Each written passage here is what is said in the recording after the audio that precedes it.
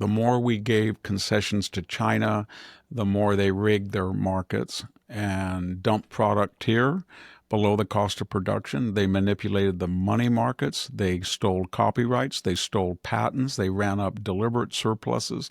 They didn't believe in capitalism, free market economics. They believed in Napoleonic mercantilism.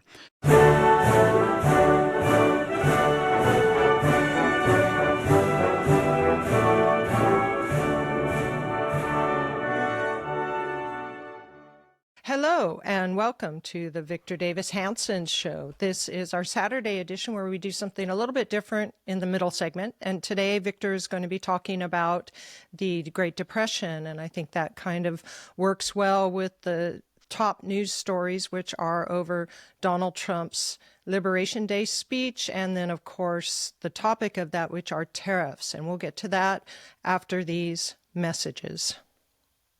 Welcome back to the Victor Davis Hanson Show.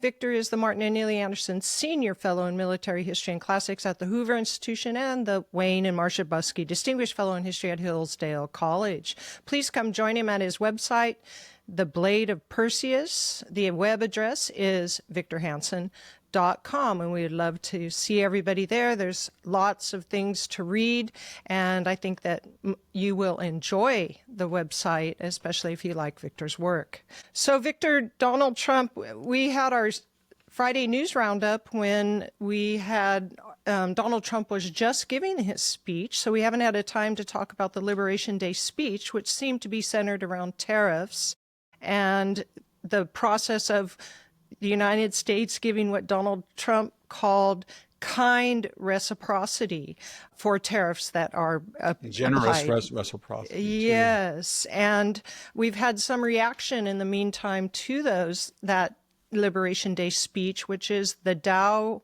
or the stock markets seemed to have responded by dropping a little bit. 1,600 points today on Thursday, in which we're doing it. Europe and China have sent out the signal that they are going to retaliate possibly. So this looks like it's going to turn into a very big part of Donald Trump's administration. I was wondering your thoughts on this.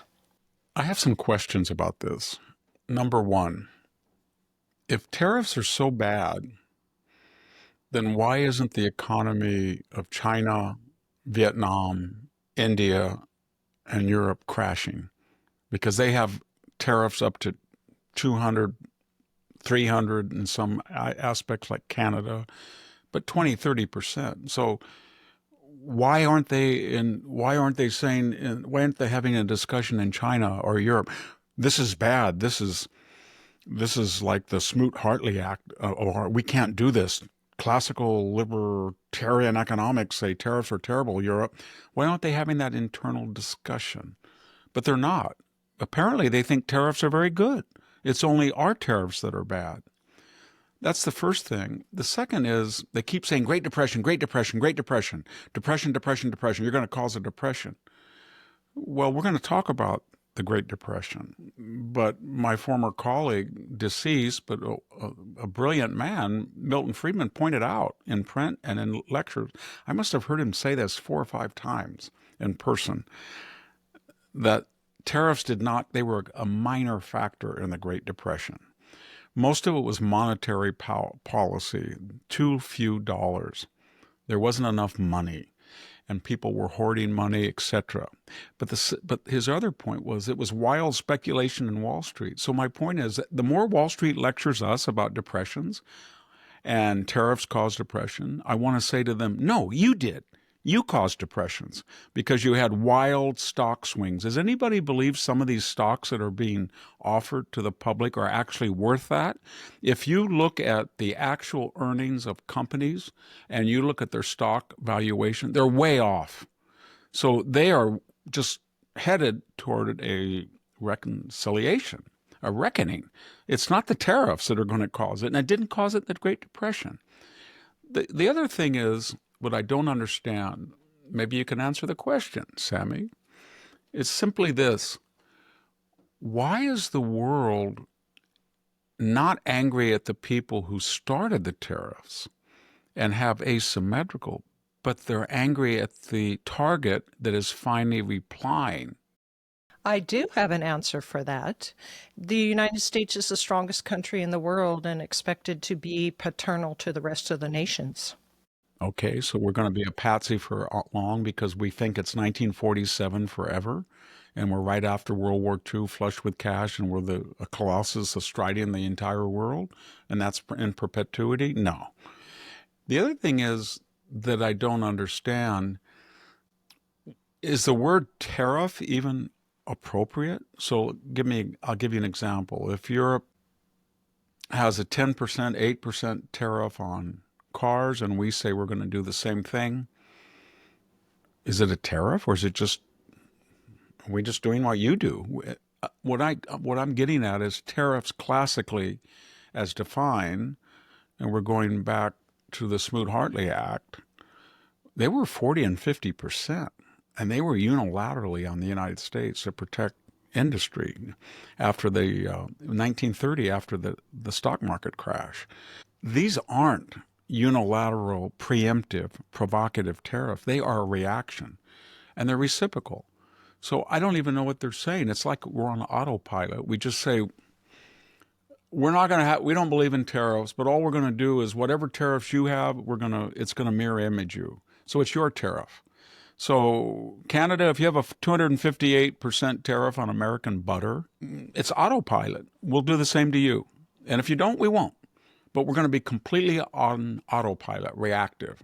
And that's pretty much what we are doing. I don't even think tariff is the right word for it. And the other thing is, they keep talking about the Hartley Act in 1930, but if you look at those tariffs, like I just said, they were astronomical. They weren't 10%. They weren't even 25. They were 40 and 50%. And this is a whole different world right now. I'm more worried about the stock market being overvalued and a whole generation of young people between the two coasts that are not getting married, they're not having children, they can't buy a home, they have not had a rise in real wages from 2015, from 2005 to 2017 until Trump came in, there was no rise in middle wage adjusted for inflation. What good does it do to dump all this stuff, free trade stuff, from China and Vietnam, for example, and Mexico in the United States and say it keeps consumer prices down if wages haven't risen commiserately? So we don't get any break by cheaper prices if the wages are flat. And I don't mean California artificially raising the minimum wage and driving everybody out. I'm talking about free market economics. And wages have not gone up, and they haven't gone up because people are outsourcing and offshoring. So there are cultural, economic, and social considerations. There's a reason why we're losing not just the cartels, machinations, but there's a reason why a person takes a drug. There's a reason why the suicide rate is at record levels. There's a reason why males of the working classes between 18 and 30 are completely a lost generation. And it's because they don't get up in the morning and think, I'm going to build a plant, I'm going to build a natural gas generator, I'm going to and I'm going to get an adequate wage, and I can buy a house. That's been gone. So this is a class thing. It really is. Donald Trump, mirabile dictu, I can't believe he did it.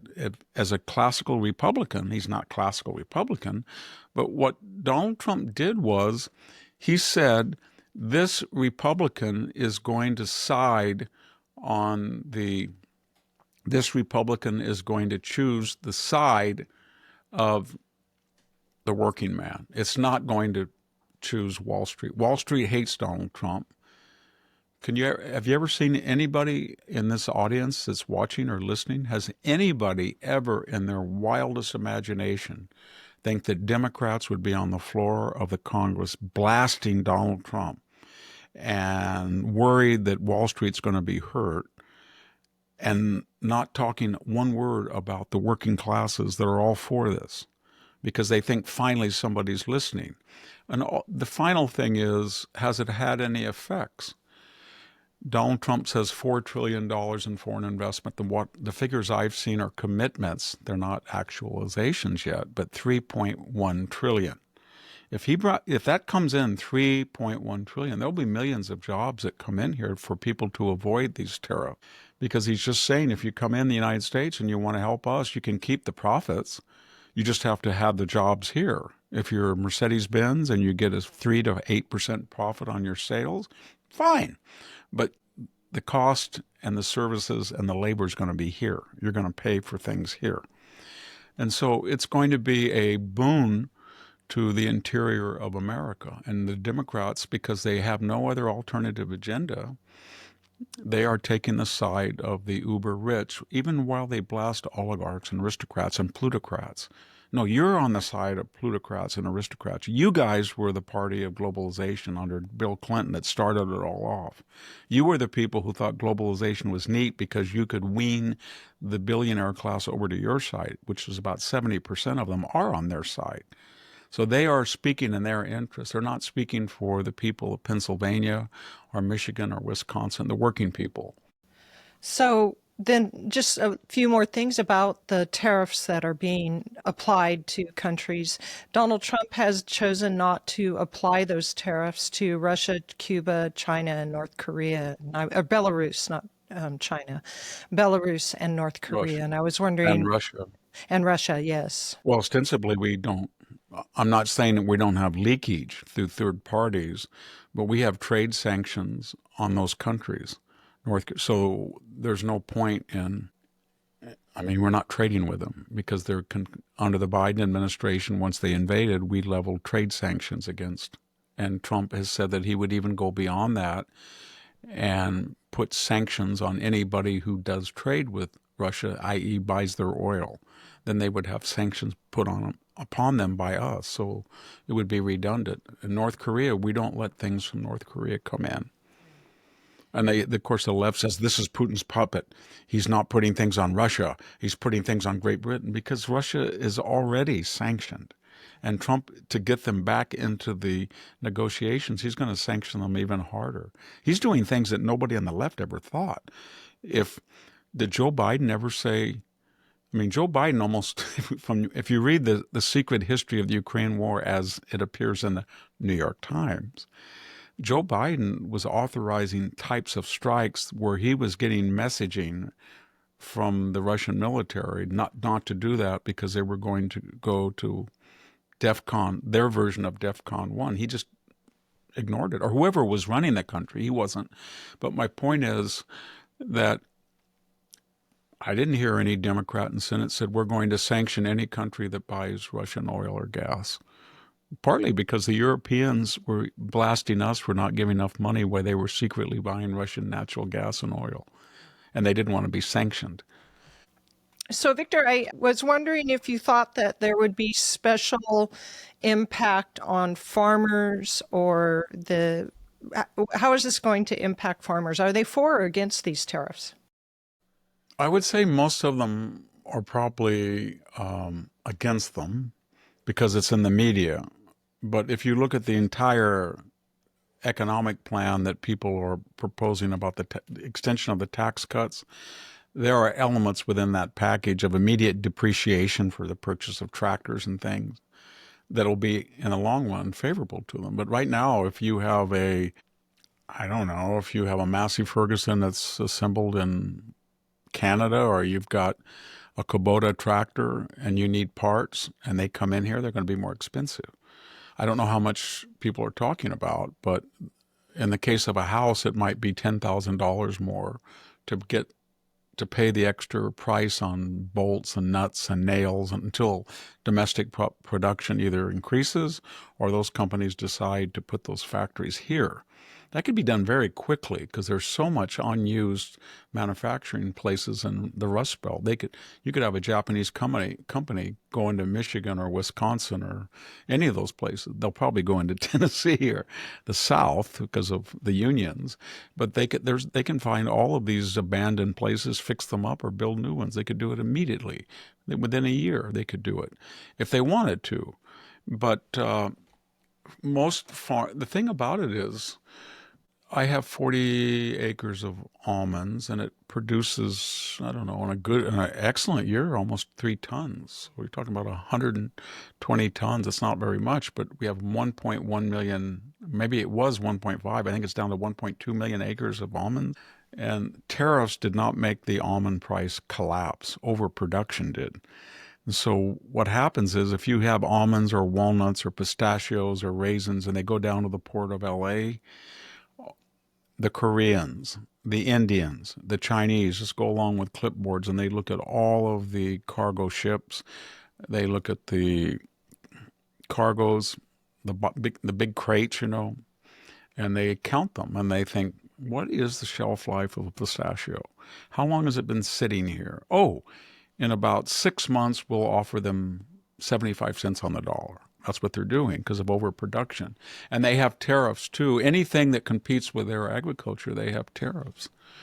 And one final thing, this idea, that post-war idea, is so ossified that we take the hit and we allow these countries to create these production, assembly, manufacturing centers, and then we take American capital out of the United States and develop them over there in these centers, and then they send it back here cheap. And this process then is going to make these countries like Vietnam more affluent or China more affluent. Now I'm parroting George H.W. Bush and Bill Clinton. And in that affluence, they naturally appreciate the beauties of Western style free market capitalism and, more importantly, democracy. And I have seen zero proof of that. The more we gave concessions to China, the more they rigged their markets and dumped product here below the cost of production. They manipulated the money markets. They stole copyrights. They stole patents. They ran up deliberate surpluses. They didn't believe in capitalism, free market economics. They believed in Napoleonic mercantilism. And did they ever liberalize? Oh, Tiananmen Square was because, I remember this, Tiananmen Square, that was because of the new affluent growing awareness. No, it just made the Chinese, all globalization did to the Chinese is make its military almost the equal of ours. And Vietnam is still run by communists. I haven't seen any of that. I think Mexico, all of a sudden, they've got a $177 billion surplus and there's no cartels, there's no corrupt judges. No. There's no proven demonstrable connection between greater affluence based on mercantilism and then a automatic or a predestined transition to democracy. That's what we were told.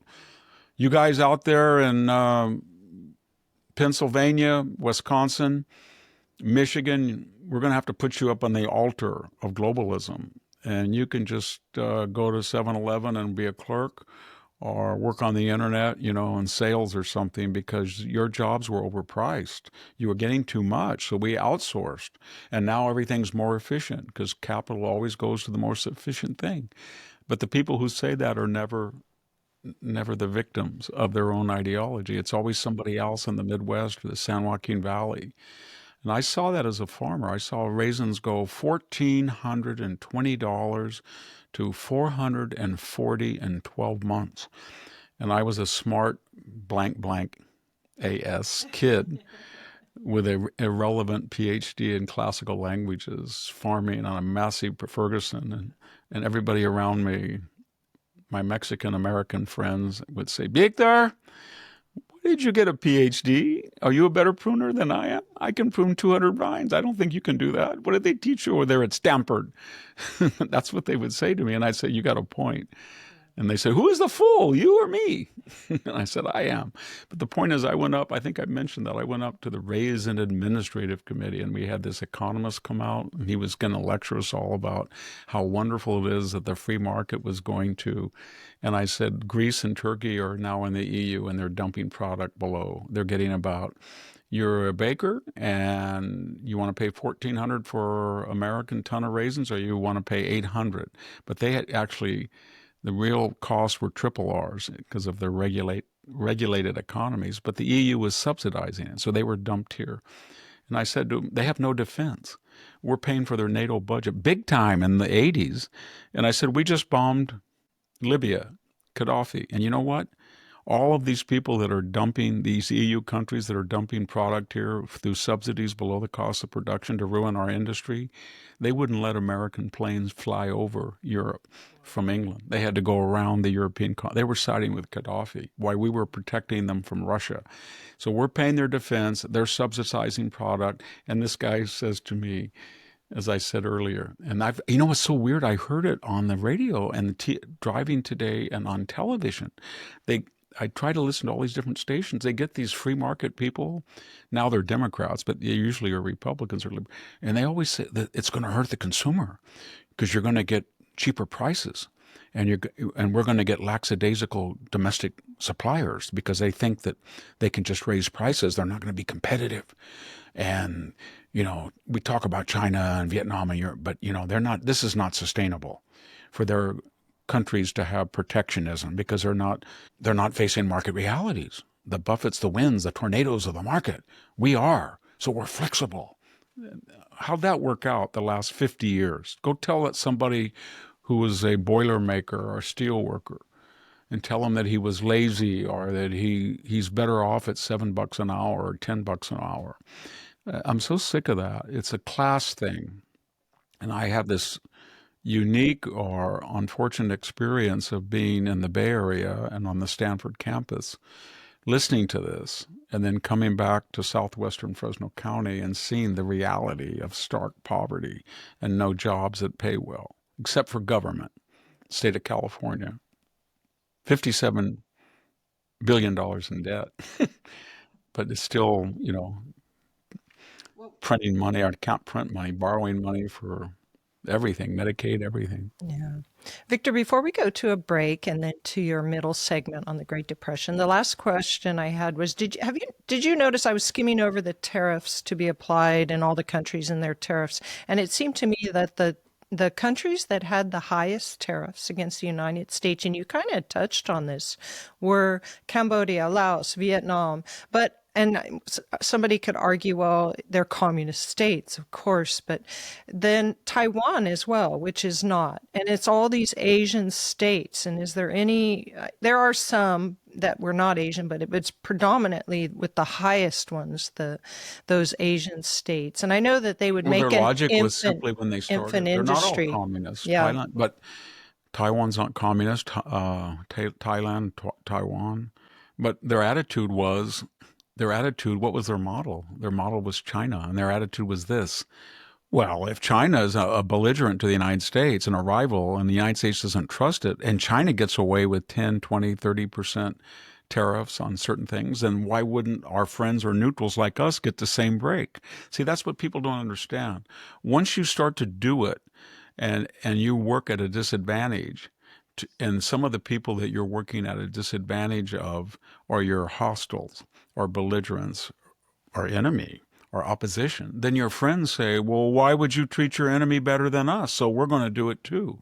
So they got on. And then the second thing was, when we started to have frostier relations, some people started to relocate to Southeast Asia for cheaper wages.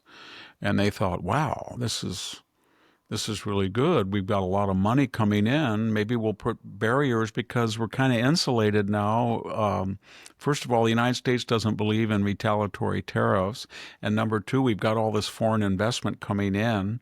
So we can afford to be a little bit protectionist of our, small scale industries, agriculture, because they're not going to retaliate against us, and we've got all this infusion for relocation from China and assembly. Same thing with Mexico. So I just don't understand the logic. This is why I'm so confused. The world is angry at the people who say no mas. And all you have to, and Carolyn Levitt's been very good at that. I don't know if this, the press secretary, I really like her. She just kept saying reciprocity, reciprocity, reciprocity. With her little chart, she puts them up, and why are you mad at us? We're just doing what you do. And, even the only country that I'm ambiguous about somewhat is Australia. I did last night Sky News of Australia. I love Australia. That's the Pew polls show that of all countries in the world, we have the fondest favorability, most favorable feelings, reverence for Australia. Okay, they run a $16 billion deficit with us. And so why did we have a tariff on them? Because one of their biggest industries, of course, is beef.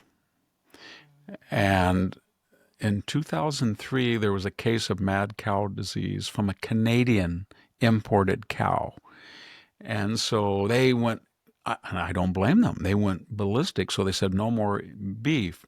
But then Donald Trump said, if you look at the Chinese and if you look at the Europeans and if you look at everybody, they go into little weird things like, oh, you can't have a chicken in a cage this size, or this environmental can't leave this much carbon footprint, or you can't have, you might have a swine flu or a bird flu outbreak, and they find little things like that. Do you think that 345 million Americans that eat meat all the time are going to get mad cow disease? No. But Australia used that. And so for the next 22 years, they haven't allowed our beef to go in at all. So Trump said the other day, I like Australia, but they're using an archaic, calcified idea as an excuse to keep out competition from American beef.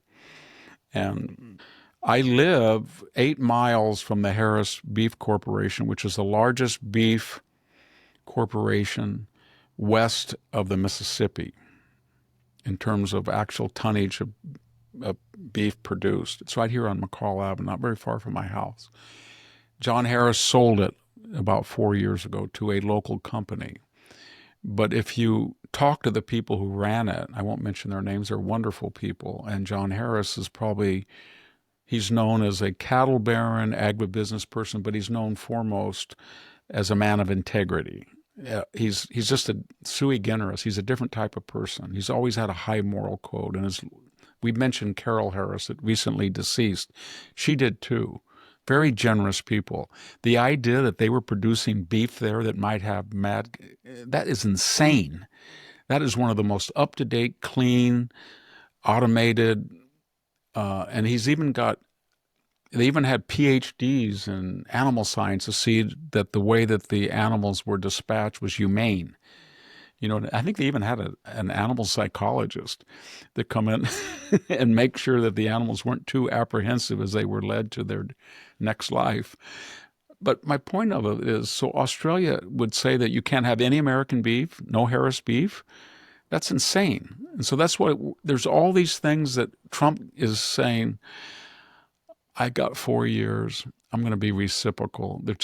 It's madness. And think one last thing. Everybody take a deep breath. He could have been like Ronald Reagan. Ronald Reagan did a lot of good things, but he didn't cut the budget. He didn't try to balance the budget.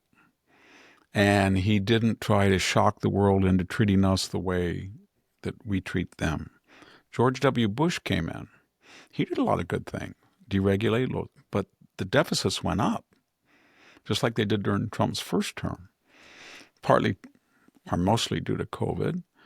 And we got into optional ground wars, which I supported in Iraq after 9/11 and Afghanistan.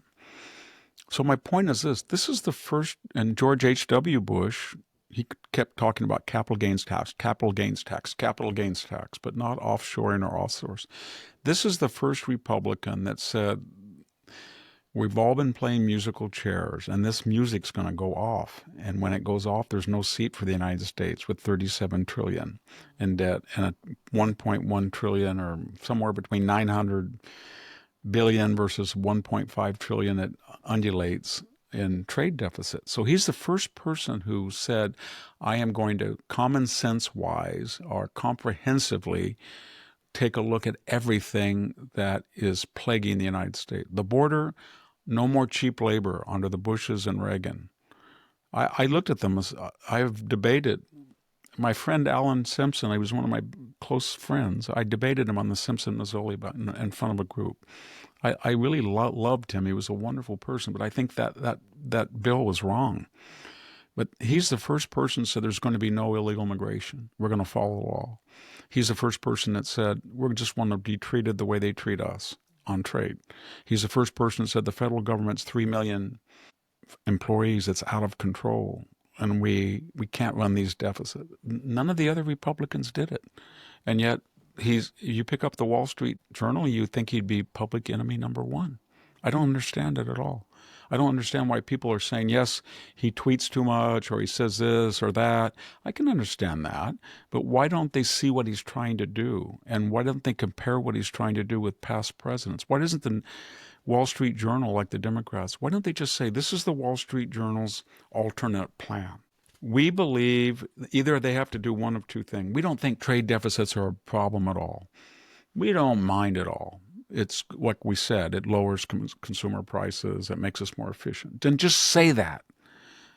Or we don't think budget deficits are that bad. You can always borrow. You don't need to cut like this and this and that, because they're always criticizing his cuts and stuff.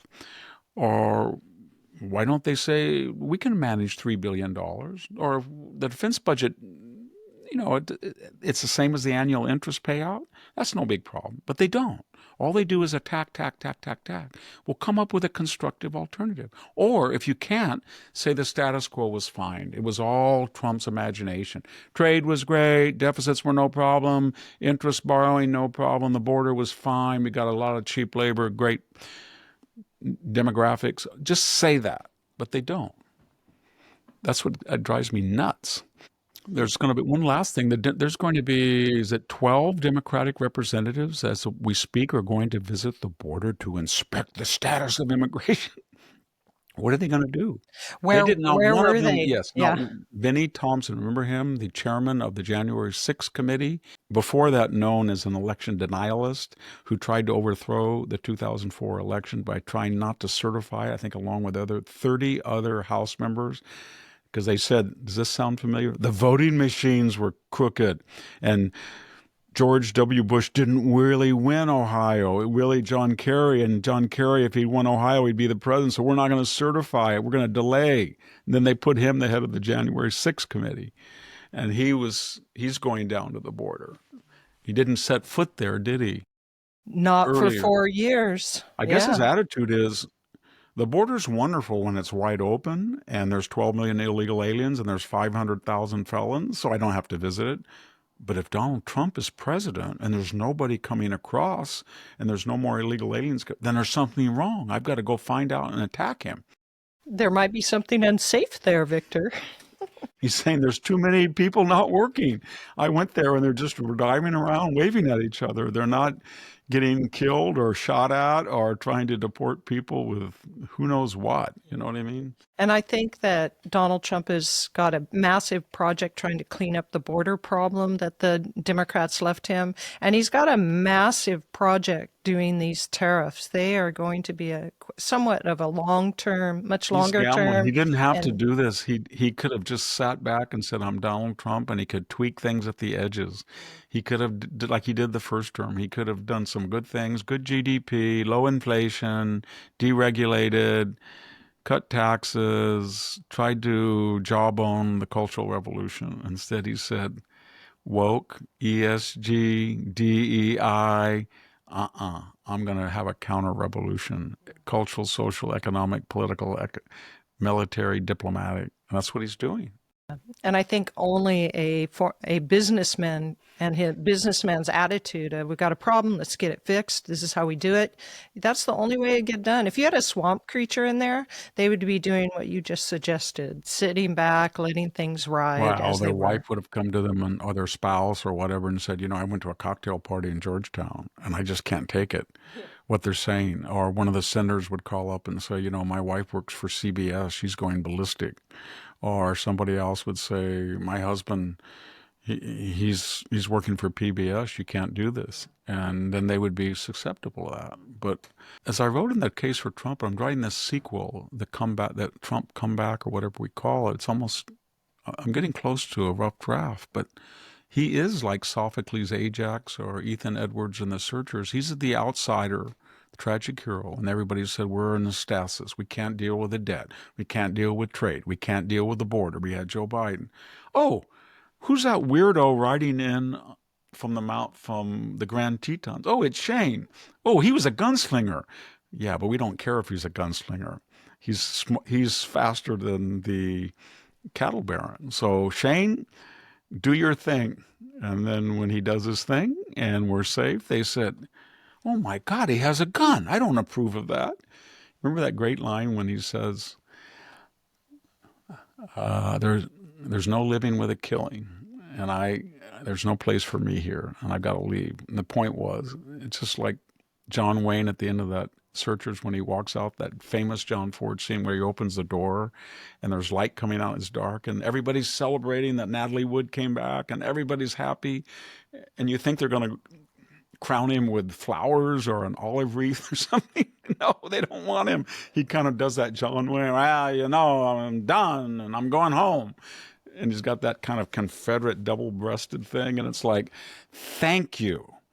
And we loved you for doing that. And I don't think we want you to stay for dinner. Not the mechanisms you used. You were a little bit too violent for my taste. I don't, it's kind of like Curtis LeMay. He's going to take the B-29s down to 7,000 feet. He's going to drop napalm. He's going to come in on the jet stream, 400 miles an hour. He's going to target the industrial centers of all the major Japanese cities. He's going to shorten the war by 2 years. No invasion of Japan, probably. He's going to mine all the harbors. Oh my gosh, if he could do that, we wouldn't have to invade Japan. And that was why we didn't invade Japan, by the way. It wasn't just the atomic bomb. Japanese said that after the war, that the B-29s did far more damage than the atomic. So then, after it's over, peace. Oh my God, we invented napalm at Harvard University. And that Curtis LeMay guy did it. He dropped napalm. He dropped 11 million leaflets. That wasn't enough. And then we started trashing him, and he pops up in Doctor Strangelove, as a composite character of these nefarious, odious generals, and then we make fun of him, and then he dies. And it's like, but when you're in an existential war and you don't know how to use the B-29, and it's a bigger loss than the Manhattan Project, $2 billion down the drain. And General Hansel was a nice guy, a really nice guy, and he's flying at 30,000 feet, and they're missing the target, and the engines are burning out. And then I think you need Shane. You need Shane or John Wayne, and that's what we do. Everything. Same thing with George Patton. Oh my God, he slapped a soldier. Yeah, he slapped a soldier after he saved North Africa and he won the Sicilian campaign. And then they put him back in and, oh, we need him. Where is he? Well, we isolated him for a year because he slapped 2 soldiers. Well, bring him back. We were stuck at D-Day. We can't get out of the bocage. Pew! He's on the way to the Rhine. And then after the war, it's, oh my gosh, he said that one day we might have to fight the Russians. Oh my gosh, he said that we fought to liberate Eastern Europe in 1941 from the Nazis, and now it's controlled by the people just as bad. Those are our allies, our friends, the Ruskies. I know what we'll do. We'll relieve him of command, and then we'll say he's a nut. And that's what they did. Same thing with General Sherman. Sad tales, Victor. It is. That's the tragic hero. It's all Yeah. That was the brilliance of the 7 plays of Sophocles. Read them. Philoctetes, Ajax, Antigone. It's some brilliant person that comes out of nowhere to be the moral problem solver. And then as the problems get solved, the people who are the beneficiaries think, wow, that was amazing, but now we don't need them. And now I hate myself for every calling in such extremist. And that's how it works. Well, Victor, we have to go to a break and then come back to talk a little bit about the Great Depression. So stay with us, everyone, and we'll be right back for the Great Depression. Welcome back to the Victor Davis Hanson Show. So, Victor, you can find Victor at X. His handle is at VD Hanson, and on Facebook at Hanson's Morning Cup. And we've started video production of these podcasts, which can be found on YouTube, Rumble, and Spotify. So whatever your outlet is, come join us there. So, Victor, the Great Depression, perfect week for it since Donald Trump rolled out all his tariffs. So I'm looking forward to your assessment of the insignificance of the Great Depression to our history. So go Well, ahead. it's still debated. The Great Depression was that period, everybody, from Black Tuesday, the collapse of the American stock market in 1929, all the way through 1939, where you finally had steady increase in GDP and lower unemployment. It really didn't happen, though, until 1941. And you should remember that we had about 18% unemployment with the second mini depression of 1938 and 39. So the question is, why did this booming economy in the post-World War I era, the Roaring Twenties that we call it, why did it suddenly collapse? It's very interesting. It's relevant now because we're talking about tariffs, and there was a huge tariff, the Smoot-Hartley Act of 1930. But we noticed something. The stock market collapsed in 1929, not 1930, and that didn't get really going to 1931. As I said earlier to Sami, Milton Friedman never thought, as most economists don't think, that the tariffs were the main contribution. So what caused this panic? One of the problems was that the stock market was not regulated, and there was this boom, and the actual productive capacity and profits in real dollars of companies that were highly valued and through speculation, they were not earning the types of returns that justified the market, and people started to see that. Now, why did they? What were the structural things that were happening in the 1920s? Horses, I think my grandfather told me that he stopped using horses in the early 20s on this ranch. But his point was half of his 135 acres was devoted to pasture to feed the so-called human tractors. Once he got, I think his first tractor was a Fordson, I think they called it, and he went to heaven when they made the Model 9. 8. It was called a 9N. It didn't have overhead valves, but it did have a PTO shaft. My point is that once that happened, he brought all of his land in production. And that happened all over the United States. And it happened in industry too, with electrification. So when you started to get mass electrification in the 20s, at the end of World War I, you started to get enormous increases in assembly line production, and you started to get enormous increases in food production because you almost got a 40% increase in arable land because it wasn't being used to create the power to cultivate. That was now replaced by the internal combustion engine. So you were creating a lot of product. At the same time, there was this Ponzi scheme where the Versailles Treaty said that Germans had to pay reparations. The Weimar government was under pressure, so it was almost the equivalent of about $500 billion today, and they were supposed to be paid in gold, or at least marks that were backed by sufficient gold reserves. And they quickly started to inflate the currencies to pay back France and Britain, but primarily France. So the German economy then suffered hyperinflation and started to tank. The Allies, who had borrowed billions of dollars from us in 1914, 1915, 1916, were not able to pay us back. So what we did, partly rectified and exacerbated under the Dawes Plan, we started loaning massive billions of dollars of outflows to Germany so Germany could pay France and Britain so they could pay us back our reparations. And what we were doing is we were putting investment into the German economy that wasn't creating goods and services or new factories or new jobs. And we were doing the same thing. They were paying Britain reparations, and they were not really using that to rectify the losses they had or convert their factories into productive piece. They were paying us.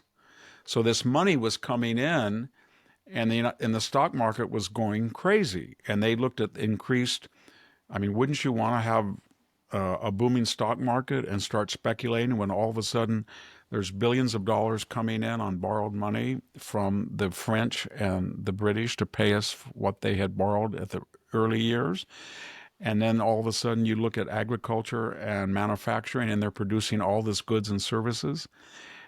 And once the stock market started to collapse, and big time, and then people's banks started to fail, people started to hoard money.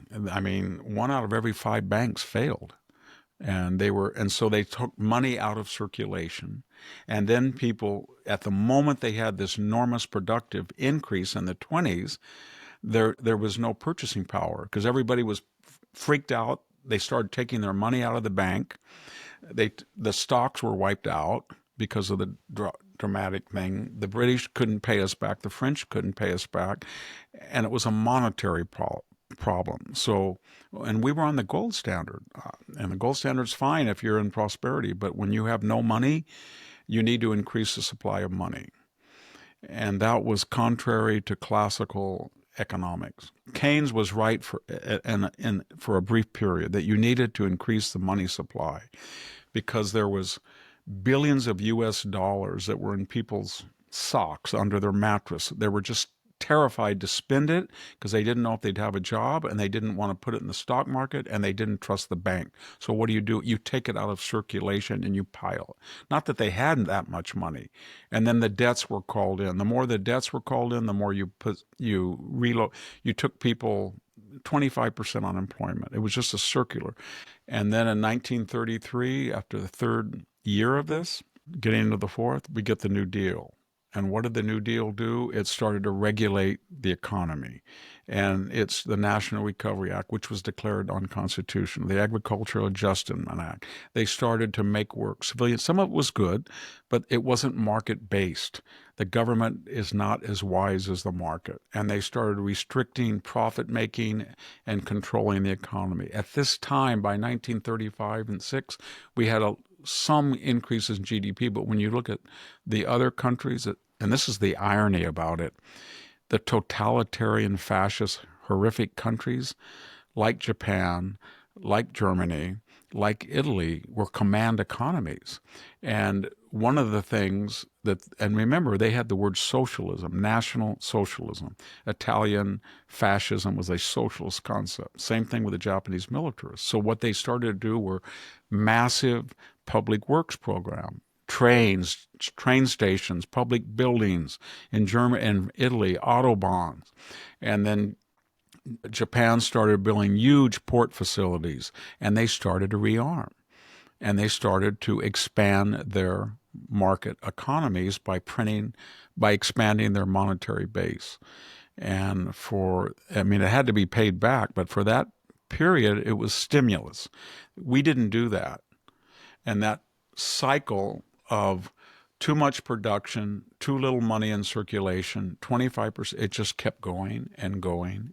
And no matter what Roosevelt did, he made it worse because he kept trying to control the natural yin and yang of the market, which would have adjusted. And so by 1938, we had about 17% unemployment, 18%. I think in some states it was up to 20%. And then he said something quite unique. He said, we're going to have Dr. War and not Dr. New Deal get us out of this. So then we went up, suddenly printed money up to 123%, 130%, bigger than now, 140% of GDP. So a country that could not afford an army the size of Portugal in 4 years was equipping people, 12.2 million people in uniform. And when they went overseas, people could not believe it. The Australians or the British would say, oh my gosh, those Americans have the most beautiful uniforms. They have chocolate bars. They have Lucky Strikes. They have Camel cigarettes. They have condoms. They have everything. And we don't have anything. So it was a massive, and then everybody said when the war was over, the music would cut out and we'd be back in the Depression. It didn't happen because we kept expanding production and we changed over from war production and then the Cold War, and we stayed in them. But it was preventable had the Federal Reserve loosened up on the money supply. I don't know if it would have been wise to suddenly get off the gold standard. We did it eventually, but to start to nurse ourselves off it and allow money not to be all money connected with the amount of gold we had. I mean, it's an inflationary process we have today, but the main problem was coming out of World War I with these payments that were just circulating between the defeated Germans and Austrians, the reparations that were not going to them, they were being paid off in funny money. And then our desire, I think Coolidge said they hired the money, didn't they? Meaning France and especially France, but also Britain, especially Britain, and also had to pay us back. But nobody was using that money to invest, is what I'm saying. So, and that fueled the stock market price. And then the stock market looked at things and they looked at, oh my gosh, look at cotton now. We went from a half a bale an acre to 3 barrels with machinery and nitrogen fertilizers and, oh my gosh, everything. And they looked at the arable, and these farmers were buying machinery and they were taking huge debt. I know my grandfather said to me, I never borrowed a dime in my life, but I had no choice. If I could get it 9N tractors, for $800 each, and go to the bank and borrow it, then I could get double my production. But if the price of raisins went from World War I, $175 to $32, and they used it. Finally, the government went in and bought it from them, and they laced it with brandy and sold it for cattle feed. And you couldn't, and then the government came in and controlled it. You couldn't take your raisins and sell them yourself. The government owned it, and that commodities, and those were these, allotments. You couldn't plant this much of cotton or this much of wheat. They had allotments on everything. So it strangled the free market as a reaction. So the strangulation of the free market and the constriction of the money supply, and then the methods to address that made it worse. And then the international scene. And it was tragic because one of the results of the Great Depression, besides that ruined lives and people died and starvation and horrible things happened, was the rise of Italy, Japan, and Germany. And they said to us, the democracies, we solved the Great Depression before you did. And we did public works, and we borrowed, and we rearmed. And so in the salons of New York, Mussolini was a cult hero.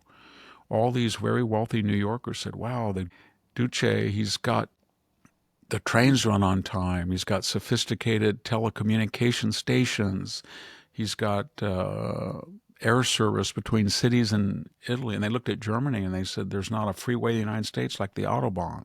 So they started to not look at what those fascist countries were really like. They just saw that they had somehow survived the Depression and that made us unaware of what they were like and what our rendezvous would be like. And they got ahead of us, way ahead of us, especially Japan. Well, your discussion has raised one observation and then one question, which might be too big for right now. But it looks like the United States has expected to take an imbalance in their economic relationship with other nations in the world from post-World War I. We tend to just always put it as post-World War II. The U.S. becomes the big economic power. Therefore, it had to take the hit when it came to trade imbalances, for example. But it seems to me that from the discussion of the Great Depression in the United States, or what you said earlier, the United States has really done that even post-World War They I, did. number They one. stepped in with the Dawes Plan, and they said to the Germans, stop printing money to pay the Allies, because the Allies can't pay us. So we will loan you money, and then you should invest that money in productive and create real wealth and pay the Allies, and they can pay us. It didn't quite work out that way. But we were trying to intervene and solve these problems. And finally we said, we're so wealthy now with the Roaring Twenties, and we're so sick of World War I. And by 1933 and 4, the mood in America was, hey, we got 117,000 of our kids killed over there. We sent 2 million people over there, and they're at it again. Hitler, Mussolini, now the Japanese. We're sick of them. And that delayed our rearmament. And that was tragic. And the second one is a question. So when you said that government is not as wise as the free market, you sound like a Milton Friedman free market advocate. Yet in our earlier segment, we talked about No. tariffs and you're defending Donald Trump's tariffs. Yes, So make sense of that for me. well, the fallacy, with all due respect, is yours. Apparently, you have to remember the adjectives I used. I said wise, not ethical, are nice. There's an iron law out there. It has nothing to do with us. It's kind of like the political science theory of the iron law of oligarchy. No matter what kind of democracy you create or constitution, there's going to be a select group of people who are more talented or more money or what, and they're going to rise and run the thing. Okay, I don't know if you believe that or not, but there's kind of an iron law. The hidden hand is what they use, and you can't pick. There's millions of variables that make a business succeed or failure. So when Pete Buttigieg thinks he's going to spend $10 billion to make charging stations, he thinks he's smarter than all of these local people who build charging stations. They know the traffic patterns, the type of charging station. He thinks he can just mandate that. Well, he didn't build any. And we just blew that $10 billion. But because he didn't just say, here is a grant for the state of California to disperse, and it's going to be competitive building, and we're going to monitor it and see which particular contractor can build so many stations in such a time for such a cost. It was overly controlled. And even that is not efficient. But so what I'm saying is there is a hidden hand, and it's very efficient. Don't get me wrong. It's very efficient for the whole world to have guy in Vietnam produce something we want and somebody will produce something they want. But the problem is that efficiency is not necessarily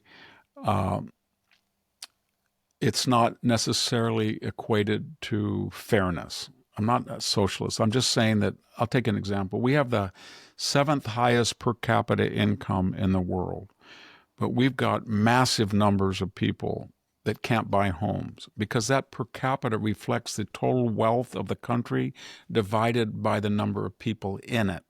But it's not a good indicator of the general welfare of everybody. It's a good indicator of how dynamic the U.S. economy is, as is GDP. But when you have vast numbers of the people, of the population, who can't do certain things in a sophisticated society, like get married at an earlier age, have children, buy a home, not take drugs, not commit crime, all that. Not that you can, that's part of human nature, but you can mitigate that by having affordable housing. And I'll give you an example of what, in 1971, I graduated from this town. And I mentioned this before, but almost everybody in my class did not go to a four-year college.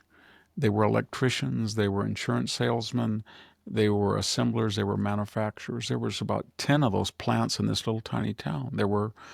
If I went down the main drag of Reedley, California, there were packing house after packing house after, they're all shut down now. And everybody was working there. And these people were buying homes for $18,000, $20,000, FHA homes, and they were getting married in their 20s. When I came back from graduate school at 25, everybody called me the old man. And you're not married? You're not married and you're 25 years old? And I thought, well, I got a PhD. I don't have any money. What would I do? I can't. But so that was a very healthy thing in that country. And that reflects things about the country on crime, on safety, on tradition, on values. It was a very public spirited time. I can tell you that.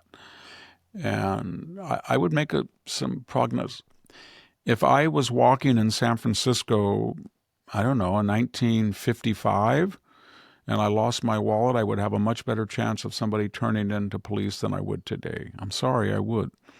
If I was in Selma, California, and I was driving in a parking lot, there would be very little chance that somebody would intentionally try to hit my car and then file a fraudulent insurance claim, because there was a shame culture. It was a close-knit. People were roughly pretty prosperous. I'm not saying they were as I mean, they didn't have cheap Chinese things and the internet and all that. I'm not talking about technology, but it was very different. It was the idea that we're building homes and we're going to build. In 2014, we voted in California 7-5. It was kind of an ossified idea, an old-fashioned idea to build dams and make water like our grandparents did. We built, we authorized $7.5 billion to make 3 big reservoirs. And Gavin Newsom didn't even do it. Nobody would have ever got away with that in the 50s or 60s. Instead, he took the money, he took $250 million of the money and blew up dams. For what? Well, that was this new postmodern, but what I'm getting at is you have to have a moral economy and an efficient capitalist economy, and they're not antithetical. You can channel it. If you restrict it too much, like Europe does, and you get socialism and inefficiency. So there's 500 million people in the EU, and they produce about $20 trillion of goods and services per year. That's their GDP. There's 340 million in the United States. We produce about 30 trillion, 33% more than the EU. And we have 60% of the population. And that's because we're far more efficient, far more efficient. But we might do a little bit more of ensuring that people have that we can encourage home builders to build homes. We don't have to be socialists like they are. But if we just said we're not going to regulate, the thing that's really destroyed this country is this bi-coastal elite who is very, very wealthy through globalization when they had their 7 billion person markets. If you were a lawyer, a media person, an academic, an investor, a financial analyst, you name it, a high-tech person, you got a whole new 7 billion people buying your products. And then but the muscular people, we just wrote them off. They were losers. And that, you can't do that. And so I'm not trying to romanticize the middle class. I grew up with the middle classes, yeah, I think if you look at a map of California, Tulare County, Kings County, and Southwest Fresno County, and I live at the intersection of all three, is the poorest area in California and about where Appalachia is. I think this community has about a $16,000 per capita income. So I'm not trying but I can tell you that the morality of the people that I see here, in many ways, it's superior to the people that I see who are very affluent in Silicon Valley. And so you have to try to invest in the working classes, always, the majority. So the government should play a role, but a necessarily smaller role for particular, It somewhat can be a moral issues. deregulatory war. It can be an incentive capitalist role. It can say to this, if Gavin Newsom said this, any developer who creates 1,000 homes, 2,500 square feet per year, I will waive the requirement that he has to have a solar panel and this, not things that involve the structure. And I will promise you can get a permit in a year and a half. That's it. Or if you could give incentives, or I will not charge, if you build a new, for the first 10 years, you will have a 50% reduction in your property tax. Anything like that, you can work with the market to incentivize it. But they're doing the opposite. They're de-incentivizing the market. They're saying if you build a house, you better take a camera guy and pay him $20,000 to film every aspect of your building, because under our judicial system, some guy is going to sue you and say you missed 3 studs, and then we're going to hold you liable. You know what I'm saying? And so we're so overregulated. And California is a huge state. It's if you look at the population per square mile, it's not, compared to other countries, it's huge. I mean, it's about the size and total area of Japan, and we don't have 130 million people. We have 41 million and shrinking. So we have a lot of space. We could really create more dams and reservoirs and fix our freeways and get better airports and more housing. And we don't have to build, European style high rises with a little green grass circle around it and everybody gets on the high speed rail to work. We can give people, 5 or 6 homes per acre and give them a backyard and stuff. And the government's role is to play the role of making that an easier process to the Making extent it of, but easier. not taking It's over as the capitalist or the You have to golden. have regulations, or otherwise there's a housing tract that was built in the late 50s, in this town. And if you go look at those houses, and I know people who've lived there, so I've been in them, they have like 1/4 inch glass still. There were no regulations, and they're slums. We called it Splinter Village when I was in high school. Splinter Village. It was kind of fake Frank Lloyd Wright style, and they all collapse. So you have to have regulations, but you have to be reasonable. And the problem is that our regulations are boutique regulations. They come out of the mind of very affluent people on the coast who have everything they need. They're very wealthy, and they think, I like to live to 100 years. I want beautiful air. I want to look out at California as perfectly scenic and pristine. Because they have that laxity to do that. And then they start charging electricity rates and gas rates and taxes that nobody could afford except them. And that's what's destroying the Democratic Party, that it's the party of the professional class and the billionaire class. And they want this idealistic top-down vision, the vision of what Tom Sowell called the vision of the anointed. And it has nothing to do with getting up in the morning in Fowler, California and saying, can I fill my gas tank at 470? I just got back from Michigan when I got this flu a month ago. Gas was 305. We have more gas in California, natural gas and oil, than Michigan does. I just went by, it was 470. There's no reason for that. There's no reason that a guy named Joe Gomez, who's a lineman for the power company, should have to pay 40 cents per kilowatt. It's just ridiculous. Well, Victor, let's take a break, and then we'll come back and talk a little bit about Gavin Newsom and the Democratic Party Speaking of agenda. Yeah, speaking of California, I know you went into it, but we'll talk.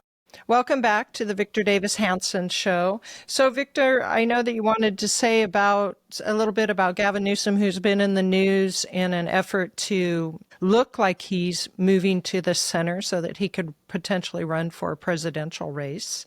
And also just the Democrats, are they offering any viable agenda? And so I go don't ahead. know. I mean, he said he was going to have what the edgiest podcast around. He was going to engage people, confront people. So we've had Michael Savage, Savage Nation, had Charlie Hurt, we've had Bill Maher, and we had another conservative too. And it's been going on about 60 days. Has he had any new initiative that says we're going to build a reservoir with the 7.5? No. Has he said we're not going to blow up those 2 dams in Northern California after I did 4 already? No. Has he said I have a plan to raise the $8 billion that I gave to Medi-Cal? Is he canceled the reparations commission that he created? 3 or 4% of the population of California is African American. It was a free state. It never had a slave, and 27% of the population were not born here. And he's creating a reparations when he's $76 billion started the fiscal year in debt? No.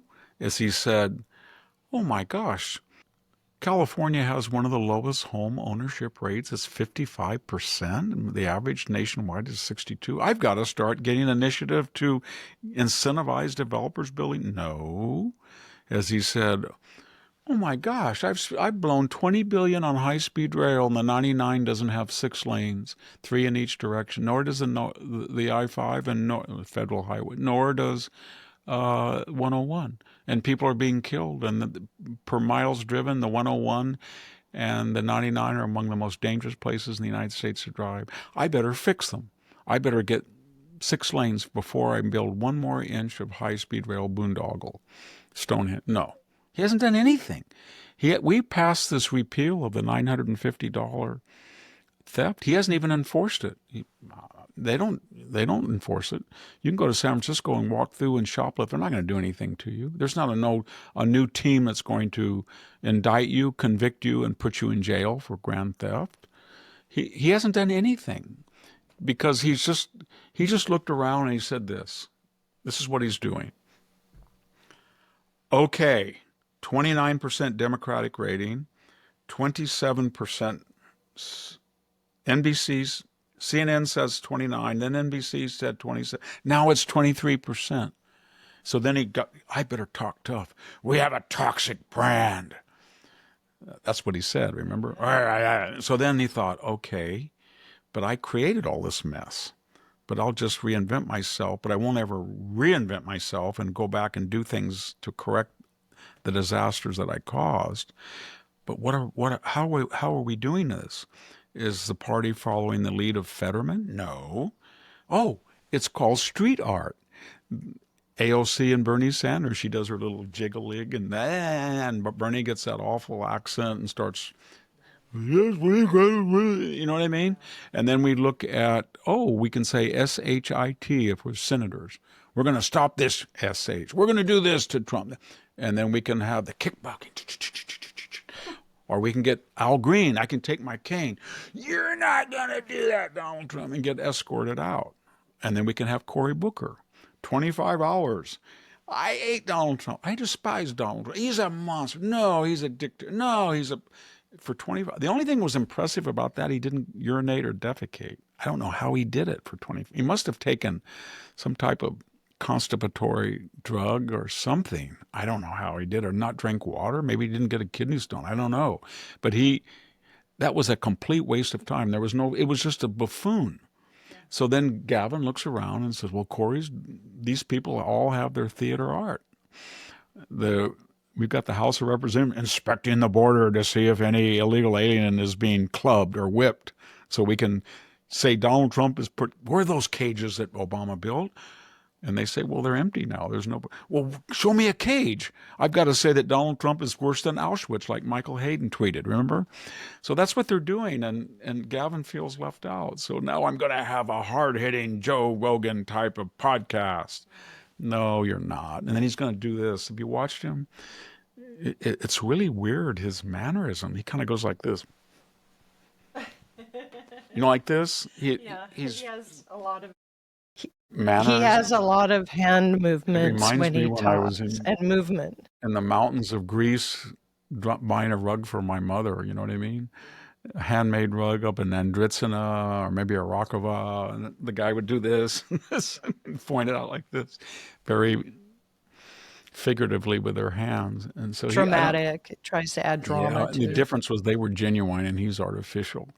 So it's a joke. And Donald Trump is he's like the proverbial D9 cat. I mean, there's all these obstacles. He's going boom, boom, boom, boom, and they throw him out at him. They throw stuff at him, and boom, boom, boom, boom, boom, boom, boom. And then he adds insult to injury when he doesn't say like this, which I would do, and I'd fail because I don't have his political skills. But I'd say, I didn't ask to do this. If I don't do it, who's going to do it? In other words, the tragic sense. He says, it's Liberation Day. It's a day that'll be the most famous day in American history. We're liberating. You're going to love it. You're going to be a little tough, but it's like a showman, and then their heads even explode, what's left of them. And the D9 just go, and he doesn't care. He thinks, well, I'm only here one term. How do I get back at those people for all the things they did to me? Fannie Willis, and I know what I'll do this week. I'll say I'm going to invade Panama. Oh my God, he's a 19th century Teddy. Well, that didn't last long. Maybe I'll say that I'll make Canada the 51st state. Oh my God. How about invading Greenland? I got a better idea. I'm going to run for a third term and violate the Constitution. He's not going to do any of that, but he wants to make them go insane. And that's what they're doing. And you know what? I wouldn't do that. And if I was president right now, the Democrats would probably have a 40%.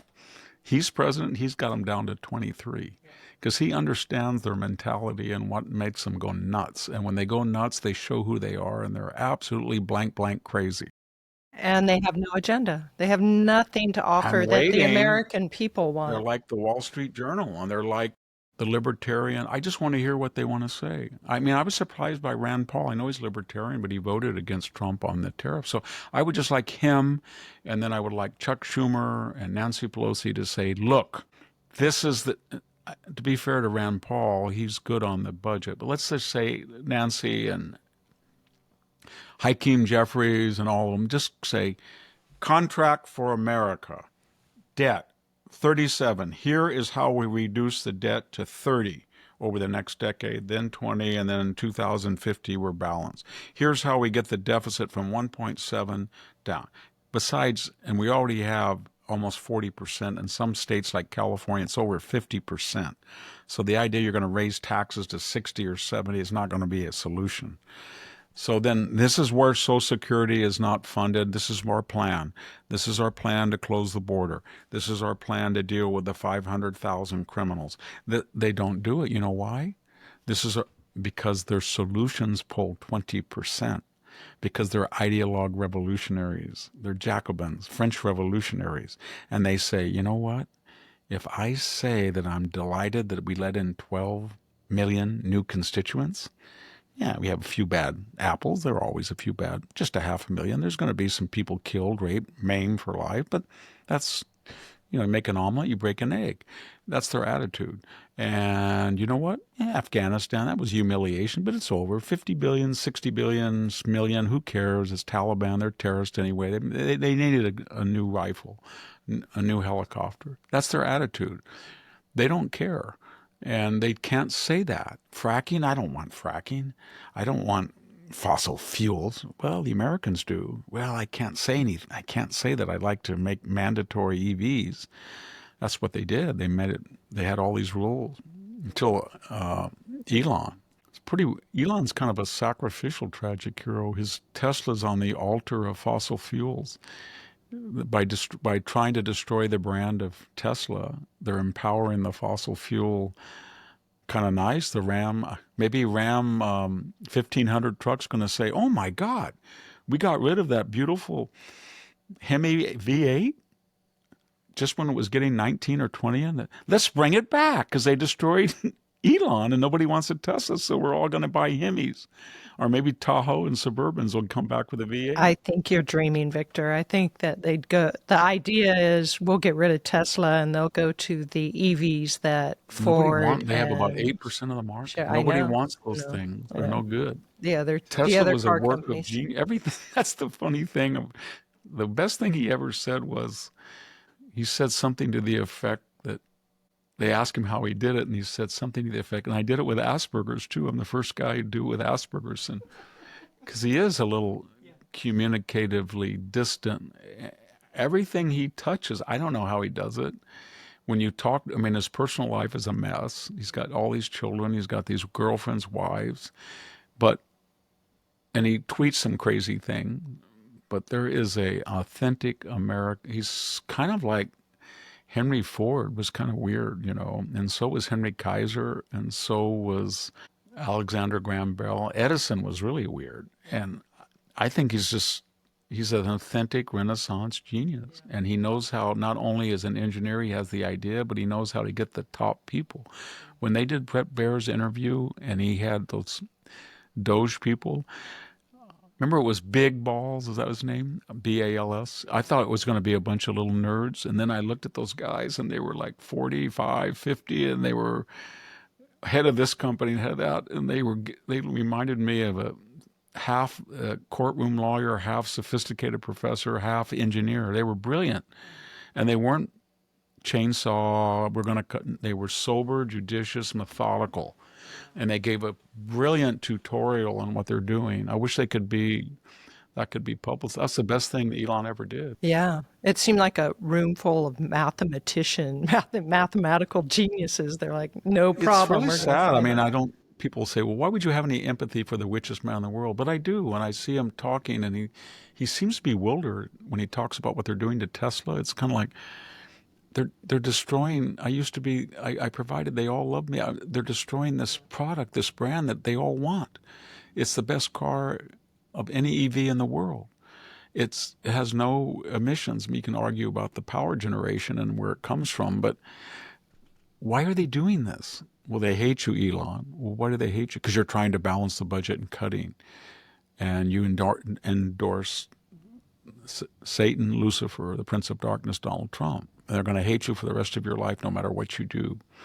Well, why would they do that? It's so bizarre. They're terrorists. Nobody's arresting them. No, they're in on it. When Jasmine Crockett says we're going to take Elon down, she means it.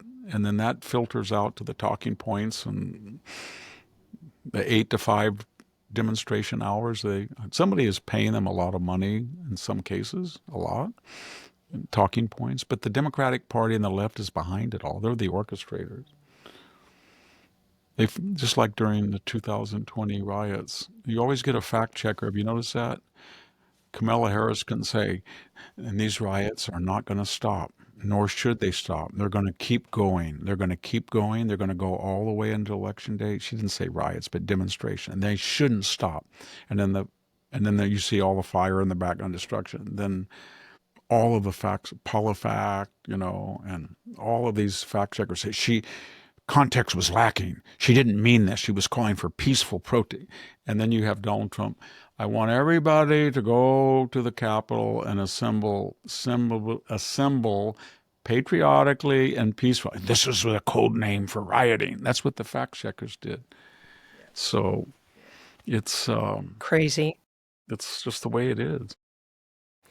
All right, Victor, we're at the end of the show, so I wanted to read a comment from Ashley Kraft, who is responding on your website to your article, What Trump Needs to Do. And I have a feeling, based on what she says, she's responding to the suggestion that he have a compassionate voice. And she says, thank you for your wise comments. President Trump has shown this side of himself before. As I remember the disastrous debate with Biden last summer that ended that campaign, it wasn't just that Biden's condition was out there for all to see, but many times President Trump looked at him with sympathy, and it worked really well. That being said, one of Trump's greatest assets, in my opinion, is his steady authenticity. If and when he authentically feels like expressing that tragic tone, he will. I like that. It's a very good letter. I don't know if I would say it was quite sympathy. If you're Biden and you say the following, I say, yeah, and then Trump goes like this. Did anybody? I don't know what to say. I can't. Does anybody know what he said? I guess that's sympathetic. The most sympathetic thing, I keep going that I know your listeners are going to get sick, but he said when that couple came up, you're not ordinary. No, you're not ordinary. And then when the wife, the spouse of the person who said that said, you took a bullet for us. Thank you. And he said, I guess I did. Yeah, I did. So I'm writing this book, and one of the things I'm not doing is going to interview him or go. Just want to look at, dispassionately and read everything I can and watch everything, every video. But I've been learning that he's much more complex than his enemies make it out. You know what I mean? Yeah. And he's very affable. And anyway, it's the story's not written. We'll see what's going to happen. He's got 4 years. He's got to get through the midterms, or they're going to impeach him and subpoena everybody.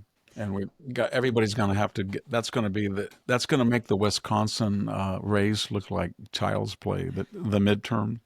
And the low propensity voters that have joined the Republicans, they're going to have to get out and vote, and vote and vote. They've got to get out because it's going to be I don't even want to go through it. It's going to be